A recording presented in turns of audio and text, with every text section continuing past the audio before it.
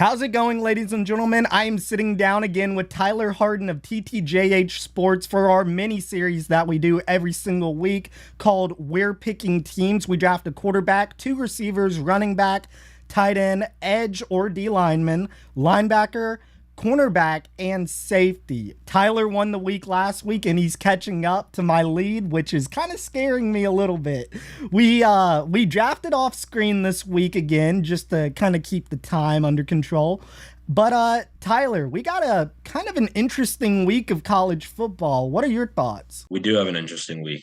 I definitely agree with that. It's a week you kind of look at the games and you're like, it might be a little bit more of a laid back week, but we were actually just talking about it. Like it has some upside if, some teams make some interesting plays throughout their games. Kentucky's got Tennessee at home. Of course, Tennessee's coming off a loss. We'll go into that game a little more in a little bit. Of course, Georgia and Florida are playing. Florida knocked off actually Tennessee earlier this season. So there's some potential for some upsets throughout the country, and I think we'll see at least a couple this weekend. Yeah, I mean, you are completely right. It's not a slate that I go, oh my gosh, wow, look at this. But it is a slate that I look at and I'm like, those teams could lose. Exactly, and that's what you want in college football. These types of weeks where, like you said, you're kind of looking at the slate and you're like, this is kind of underwhelming, rather, and it turns out to kind of exceed your expectations, and that's, as a college football fan, that's what you want. Definitely, definitely. And there's plenty of chances for people to make highlights this week. And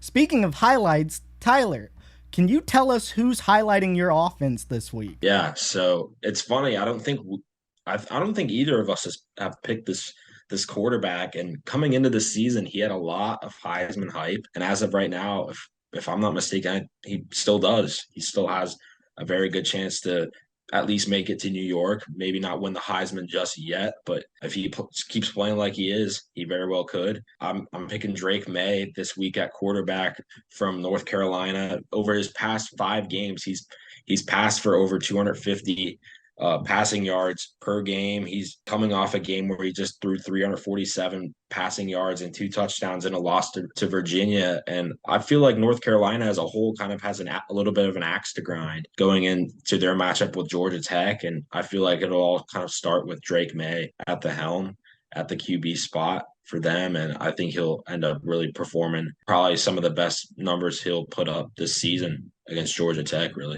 Yeah, I really like that pick because guys who have that fire in them, like Drake May, after coming off of a loss where they know they should not have taken that loss, they a lot of times they come out and they're just swinging as hard as they can and throwing some of the best passes and playing overall really good football. And the guy highlighting my offense at quarterback, at least, is kind of in the same scenario. He didn't lose, but he kind of came out and laid an egg a little bit, and I'm gonna have to go with Michael Penix Jr.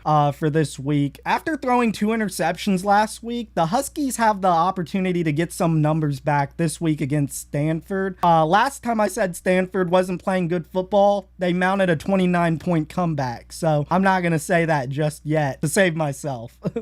but Washington, they were on an emotional high last weekend facing Arizona State, which is why I don't think they were as into that game as they should have been. And I think they're going to be back on track this week. Yeah. And, kind of going back to my team, another player worth highlighting on my offense for the week is Marvin Harrison Jr., wide receiver out of Ohio State.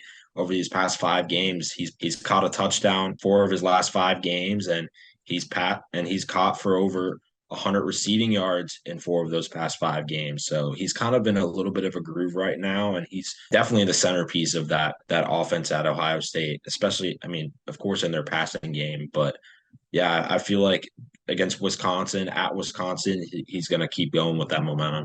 Yeah, Marvin Harrison Jr. was definitely one of the more highlighted players in that really defensive game last week against Penn State. Really defensive based overall matchup between the two schools. And now that we're actually kind of talking about defense, Tyler, who do you got on defense? Yeah, so I'm going to highlight my true freshman pick for the week, Ruben Bain out of Miami. He's coming off a monster game in which they won in double overtime over Clemson, 28-20.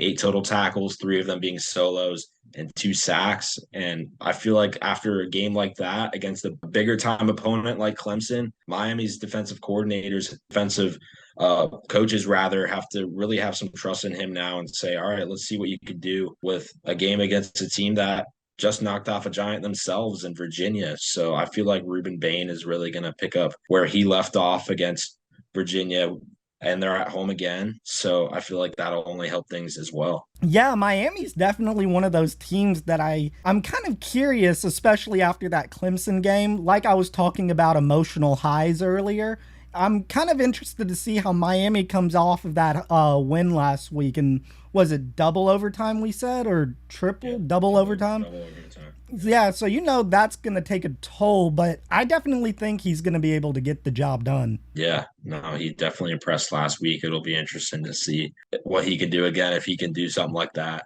Again, kind of get that consistency flowing. Now, onto the player that I chose to highlight my defense. I chose Texas linebacker Jaylan Ford. They're going up against a 5-2 BYU team who's in their first year in the Power 5 in the Big 12. And, they're not that bad. They're 5-2, like I said, being led by a veteran quarterback, Kedon Slovis, who's looking to get a statement win for his career. He's kind of bounced around, but this would be the game for him to get it in Austin to kind of show what BYU football is all about moving forward. And with the Longhorns offense now missing Quinn Ewers, I don't like saying it, but I just don't know if our offense is going to be on the field a whole lot. I think we are going to rely on the defense a lot in this upcoming game. And Jaylan Ford is going to be one of those players that is going to have to come through. Yeah, I feel like it'll be, I think Texas will come away with that win in the end, but it will be a low scoring game. Texas won't really be throwing the ball a lot. And that's why we kind of have both Texas running backs on each of our teams. I have Jonathan Brooks for the week, and you have true freshman CJ Baxter. It's going to be a game where the Longhorns kind of rely on their running game when they're not relying on their defense. But it's also just going to be kind of a weird game. Like you said, BYU in their first season as a Power 5 team. And it's going to be weird seeing them at Texas playing in that atmosphere, and for both on the field reasons and kind of just college football landscape reasons. Yeah, and I feel like BYU and Texas are one of the, I would say, better games in the kind of more low-key slate that we have this week. And speaking of games that we are looking forward to, what is your game of the week? My game of the week, like I said in the beginning, it's got to be the number 21 rather, Tennessee Volunteers going up against Kentucky at Kentucky. I mean, Tennessee's coming off a tough loss to Alabama, in which they kind of lost in the second half. They were leading for a lot of that game at first. And Kentucky's coming off a bye week last week, so they're rested up, ready to go, and against a Tennessee team that's looking to kind of bounce back. And that kind of reminds me, I have a Kentucky Wildcat on my team, a guy who's really been performing well on the defensive side of the ball, and Maxwell Hairston. He's got 5 interceptions on the year. I'm pretty sure he leads the country in that category. So I'm really leaning heavy on Kentucky to pull off an upset.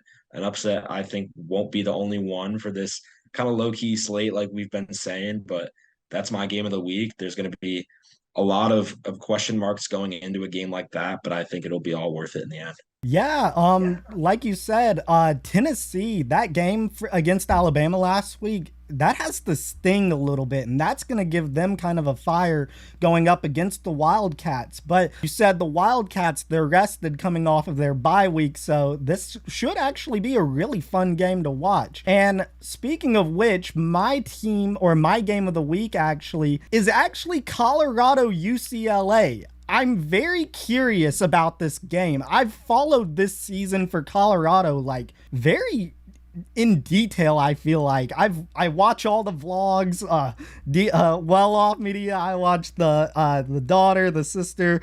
I watch Travis Hunter's vlog. I watch like all of it, and it's really interesting to me because obviously the last time Colorado took the field, they gave up a 29-0 lead against Stanford, and they're going to the Rose Bowl to face off against Chip Kelly and UCLA. But honestly, Colorado could actually bring the fight this week. They've had a lot of time to correct themselves, and they've had a lot of time to get right, honestly. And Travis Hunter, hopefully he's a little more conditioned for this kind of game, and we'll just have to see against the Bruins this week. But I think they could bring the fight to them. Yeah, the thing kind of standing in Colorado's way in that game is going to be UCLA's defensive line. They, if Shedeur Sanders can get the ball off enough to his receivers like Travis Hunter and Xavier Weaver and all those guys, I feel like it's, like you said, Colorado could really put up a fight. But if UCLA's defense is firing on all cylinders early on, especially in the Rose Bowl, kind of platform that Colorado isn't very used to playing in yet.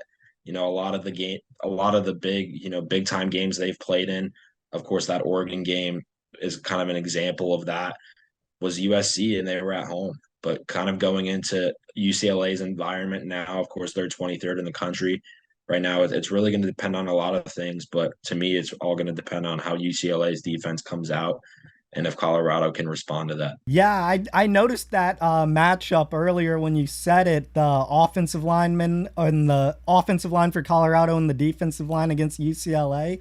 Because like you said, UCLA is elite on the defensive line. Then I think the defensive line is being led by Laiatu Latu, and I mean he's gonna break through a few times this game, and it's just gonna be a matter of whether Colorado can kind of make those plays. But yeah, those are some fun games we picked out to watch this week, and I mean, like we said, it's a low-key slate, but I'm still excited for it because any college football is good college football. Yeah, that kind of, you kind of took what I was going to say there. I pretty much say this every week, man. A weekend of college football is always a good weekend.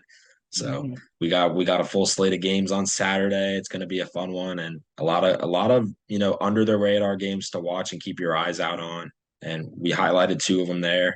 There's plenty more of them throughout the day, and it'll be another exciting Saturday. Oh yeah, I definitely think so.